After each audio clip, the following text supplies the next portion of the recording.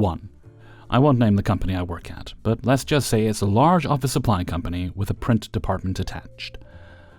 Now, we have these self-serve printers that nobody can learn to use, and my coworker decided to front a customer an entire ream of cover paper, worth north of $20. Let said customer load it into the wrong tray and print without paying for the ream. Of course, Dude Bro tries to waltz out without paying for the paper, and the manager who gets paid enough to care decided to stop him. Guy ended up begrudgingly paying, and I thought that was that. 10 minutes later, the copy and print landline goes off and I give the standard customer service greeting. This guy opens up the phone call like a deposition, asking me to clearly pronounce my own name and the name of the old woman who was at the desk earlier. This guy proceeds to go on a rant about her that lasted 3 minutes, and being a low-wage high schooler, I was just waiting for the yap sesh to stop before I delivered the classic, "I'm so sorry you had this experience with us. Would you like me to transfer your call to the current on-duty manager?" Now for context, the co-worker in question is nearing a decade of work with this company, and at her age, she doesn't have the energy to be apologetic about the fact that she knows more than anyone else in the building, and as a result, she can be a bit brusque. I was already annoyed that this dude thought that I not only got paid enough to care about his threat of a report against us, but that it was also his place as a 40-something-year-old man to complain like a little bitch to a high schooler, who literally got out an hour or two prior. This scumbag got as far as, "She's miserable and she should fucking kill herself," before I dropped the landline on the receiver, stared at the phone and audibly said, "Wow," in front of a customer she was working with. They both gave me a confused look and I said it was nothing, although in retrospect she should have known, telling her about it next time I'm on shift with her. I went to check with both managers and they agreed that I'm in the clear, but if I get any mail about this from corporate, I'm dropping what I'm doing and clocking out for the last time. Personally, this is the first time I've heard of a retail death threat. Do you have any similar stories? P.S. Law enforcement was my first thought, but that kind of speech is legal in my state, unfortunately. He seems like the kind of guy to waltz in later with his phone trying to go viral, though, so who knows. 2. Little background about myself. I work in a small mom-and-pop hardware store. Being that it's a tiny mom-and-pop retail store, I wear all the hats. I take care of walk-in customers at the counter, I take phone orders, I handle customer service and complaints. I take care of back-end stuff like paperwork, and being I'm fairly mechanical and techy, I take care of the computers and phone system. As far as customer service goes, I like to think I have a pretty good lock on my emotions, but this guy really pushed me to the edge. This morning, a customer comes to the counter, wants to fill a 100-pound propane cylinder. No problem. $113 out the door. The man pays, then drives around back and my coworker fills his tank and he leaves. Easy. Fast forward about 3 or so hours to lunchtime. My only backup in the shop has just left to pick us up lunch, so I'm the only guy in the whole place to take care of the counter and 2 phone lines. The phone rings. I answer, and what sounds like a nice old man immediately asks for the manager. I said, "Well, I guess that's me today." He starts off just telling me he has a receipt from us, because earlier in the day he sent his guy to pick up propane for him. So I try to get some information from him, like who he is, what company he's calling from, does he have an account. I get kinda short defensive answers like, "I don't need an account." Okay, so I can tell this is going to be a rough call. But I had no idea how bad it was going to get, and how close this guy was going to push me to absolutely losing it. I finally get an invoice number out of him, so I can look up what I'm trying to help him with. I pull up the invoice and see it's just a straightforward invoice for a 100-pound propane tank fill. This guy goes, "Well, there's something wrong with your invoice. It's broken. You filled up my brand new 100-gallon tank from Tractor Supply, and I bought those tanks 2 weeks ago from Tractor Supply, and they charged me $52.99.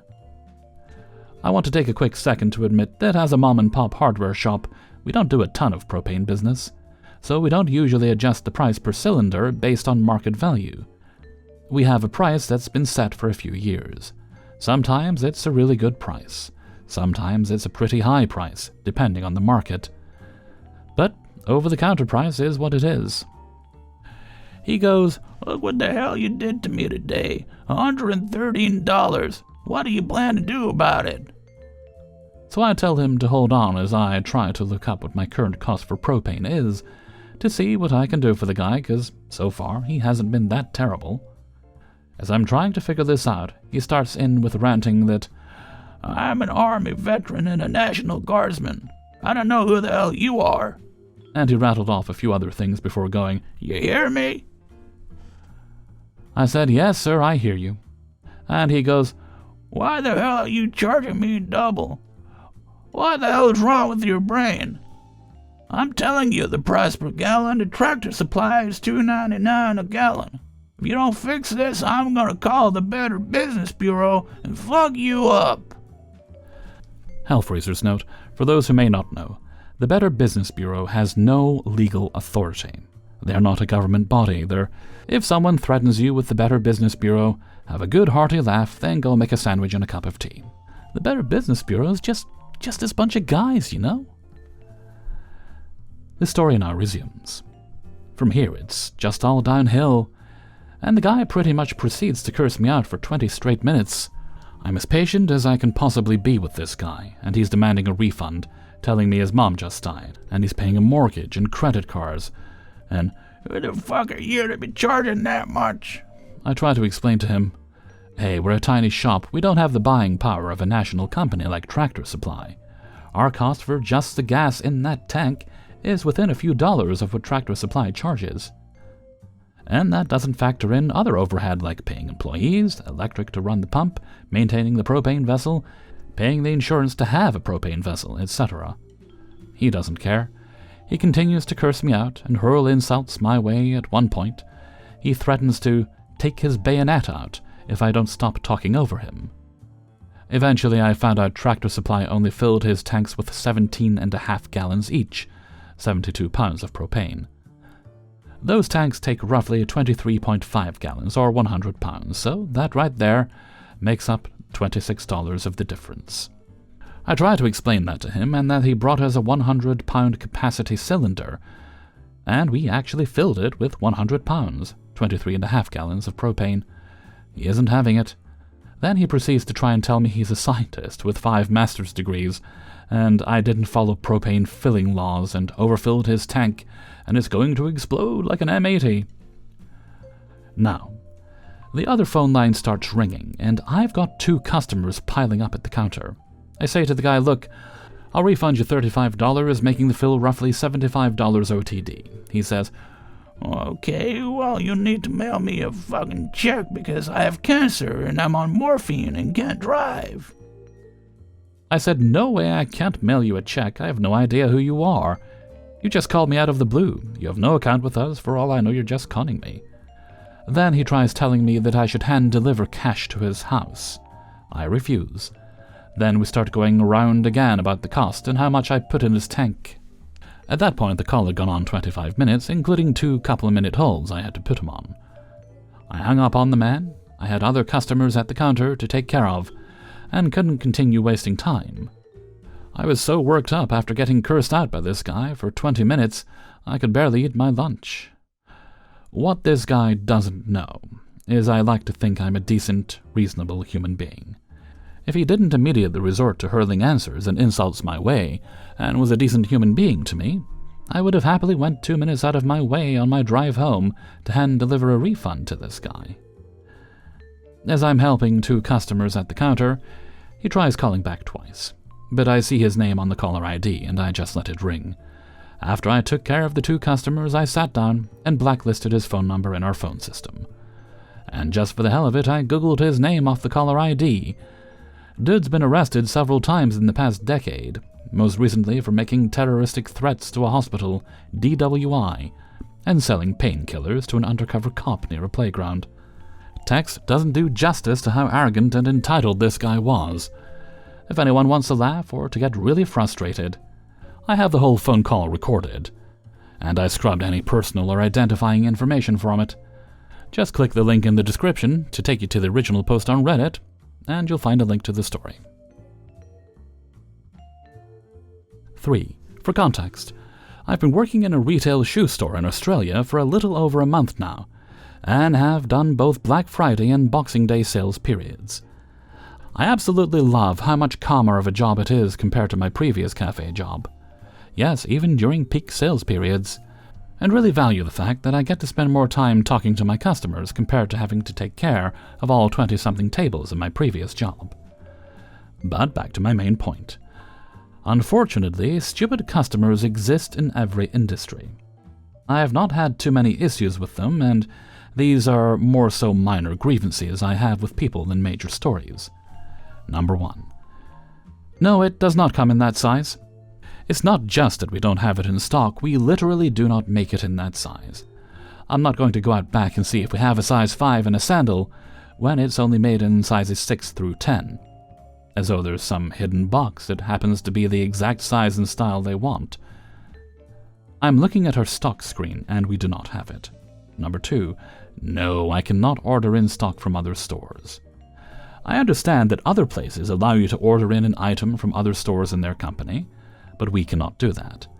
The best I can give you is what stores have that style and size in stock and a phone number to see if they are willing to set it aside for you, but otherwise, I can't do anything. I do agree that it's a bit stupid, and believe me, if I could, I would order it in, but we are on the smaller side when it comes to shoe brands, though we are still a well-known brand, and don't physically have the function or software to do so.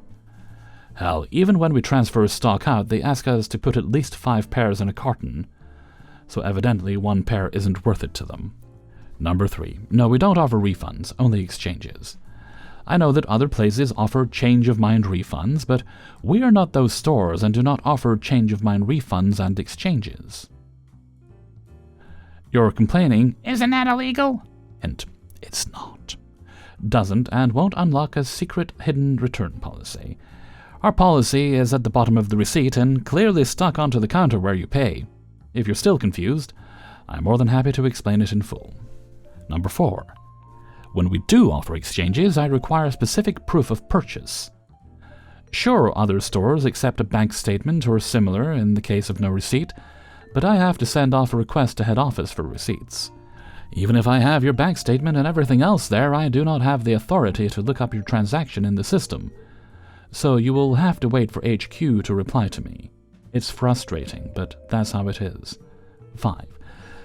This one I'm just confused about. Can I have 30% off? Your nearest competitor still has their sale going. Sorry, our sale ended last week. I appreciate the confidence, but just shop there if their sale is still on. It's literally another maybe 200 meters along from our store.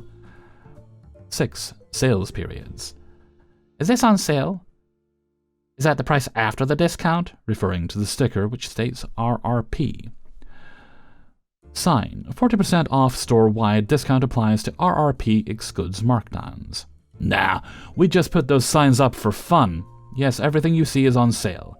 Even our stocks, belts, and shoe care. All of it. Number 7.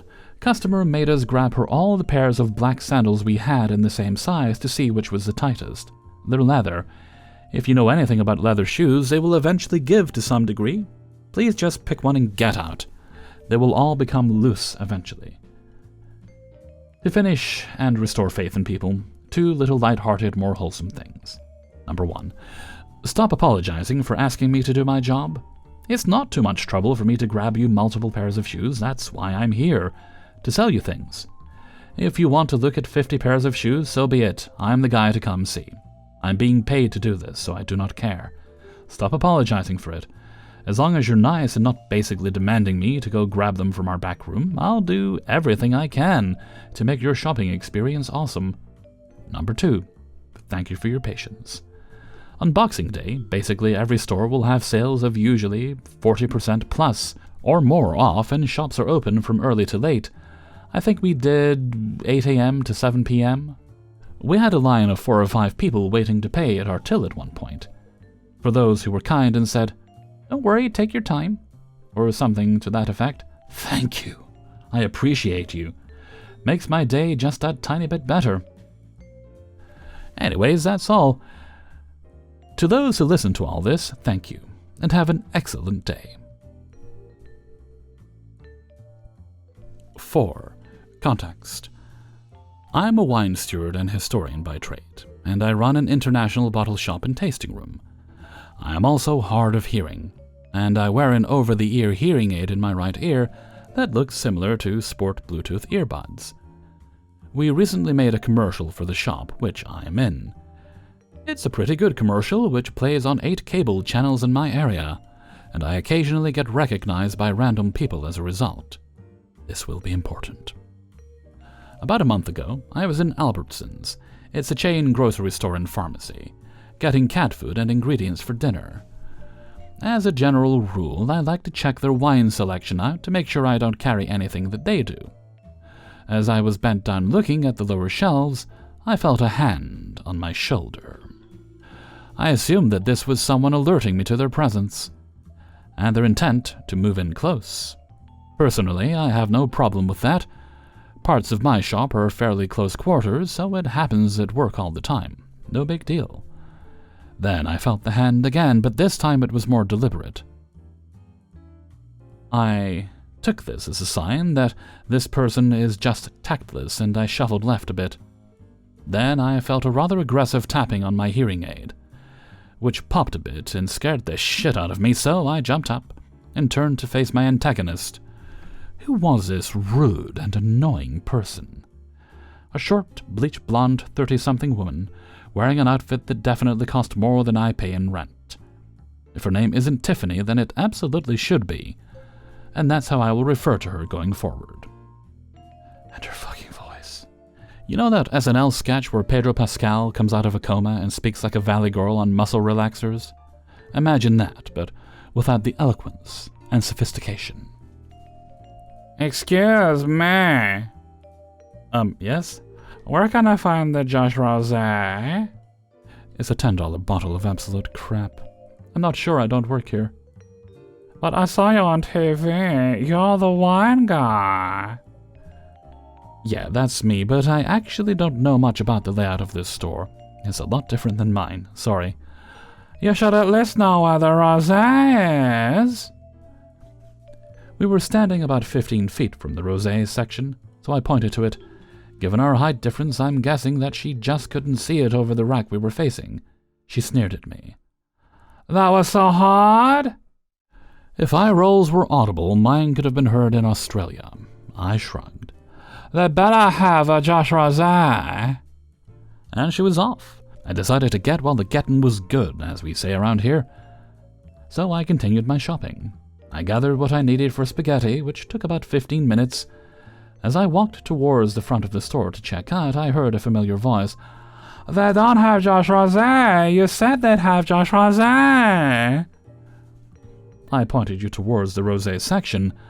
I never said they'd have anything. Perhaps you might find my friend Ray, the wine steward here, and make arrangements for him to bring it in. This is totally a thing that he can do. I'll do that. What is he? I have no idea. Again, I don't work here. What? You're useless. Some wine steward you are. I don't actually sell any of this, so I can't tell you much beyond the label and general description of the geography and climate of the area it's produced in. Who actually cares about that shit? You'd be surprised. You should come in and check out the shop sometime. I'll show and tell you anything you want. Oh, like I'm ever gonna your wine shop. I'll go to the Tipsy Tuckers and get it from there. Now, I could have done a lot in this situation. I could have told her that they don't carry it either. I also could have told her that they carry it at Safeway, about a half-mile up the road. I didn't do either of those things. I wished her a happy holidays and walked to the register, and that was that. Until the next morning. Apparently, Tiffany had called the shop and left a voicemail describing my terrible service and poor attitude. Naturally, my boss asked me about it, so I regaled her with the story. We had a good laugh about it, and once again that was that. Until 2 days later, I got a text from Ray asking why a crazy lady said, "The wine guy told me to find you." Apparently Tiffany had come back in and accosted him, claiming that I told her to. I once again recounted the tale, and we also had a good laugh about it, then moved on. Once again, that was that. Until the very next day, my boss came to my desk and said, "I think that crazy lady gave us a bad Yelp review." Cue another audible eye roll. The review was scathing, and entirely about my conduct at Albertsons. That would have been a good laugh, except that even as unhinged as it was, it still hurt our overall rating. Our office manager was able to contact Yelp and explain the situation, and the review was removed. Tiffany stayed true to her word, though. I've never seen her again, although her name has turned into a running joke whenever we have a customer with her disposition. And that, dear listener, is that. 5. I work DoorDash in a developing area of my city, and last night every single order I got was a shop and deliver. For those unfamiliar, there's a type of order that's basically Instacart. We go into a grocery and convenience store and actually shop for items to deliver to the customer. I usually jump at these as they tend to pay incredibly well for the time required. Well, last night I got 2 orders at the same time for a chain drugstore, think a Greenwall, and pulled up. First things first, my appearance. Anyone looking at me would be greeted by an overweight man wearing black gym pants and an unbranded black polo. So I walk in, and my luck, this location doesn't have any carts, meaning I got to find a way to balance everything between my arms. My luck again, the store recently installed these god-awful screens by the drink fridges, literally massive screens that obscure the drinks themselves and show you pictures of where the items should be. They're almost never correct and are a massive pain, especially when they just play an ad for 10 seconds. Well, goody for everyone, the screens are dead, blank, not working. That means no one can see what's inside the fridge unless they open the door. Great design, 10 out of 10, so many notes. Well, as I'm looking for one of the drinks on an order they were out, 2 young men, maybe late teens to early 20s, round the corner and immediately see the problem with the drinks. The following exchange takes place. "Man, are they dead?" "Nah, the screens are done, but the fridges still work." "Okay, cool. Hey, where's my juice?" I'm wanting to be helpful, and thinking that he was talking to his friend. "I was just in this one, and it's got the OJ if that's what you need." I left him, and that was that. As far as I was concerned, nice little interaction, and it never occurred to me that they thought I worked there, until a few minutes later. By now I've got about 7 items in my arms, some of them more precariously than others. Well, as I enter the center aisle to start looking for the last item I need, I run into these guys again, and then we get to the I don't work here moment. "Hey man, where are the toothbrushes?" I'm looking around trying to see where the oral care would be. We're right in front of first aid, so I know it's not there. Also, this is when I realized they thought I was an employee. "Wait, do you work here?" "No, I'm just here for DoorDash." "Oh, wow." And they were cracking up. "We thought you worked here." "No, I get it. Carrying a bunch of stuff, Polo, you're cool. I think toothbrushes should be down there." I point toward the front of the store. We went our separate ways again, and I ended up right behind them in line a few minutes later. Young man number 1 asked me a few questions about signing up for DoorDash, and I hope I was able to help him on that one. But there we go. My only real I don't work here lady story. I've been somewhat mistaken for an employee a few times, but never that blatantly.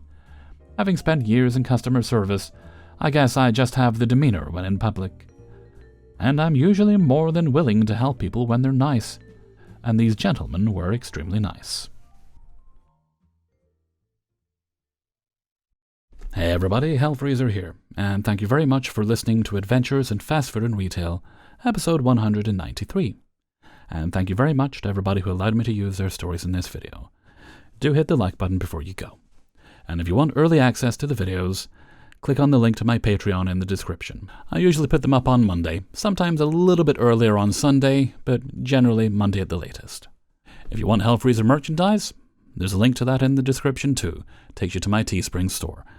And if you especially enjoyed today's video, you can leave a tip by clicking on the heart with the $sign in the middle, and you can select the tip of your choice. I get a little, YouTube gets a little, everyone walks away happy. And while I appreciate that, you don't have to do it at all. But thank you if you do. Alright, no other business today, so let's move right along to Hellfreezer's question of the day.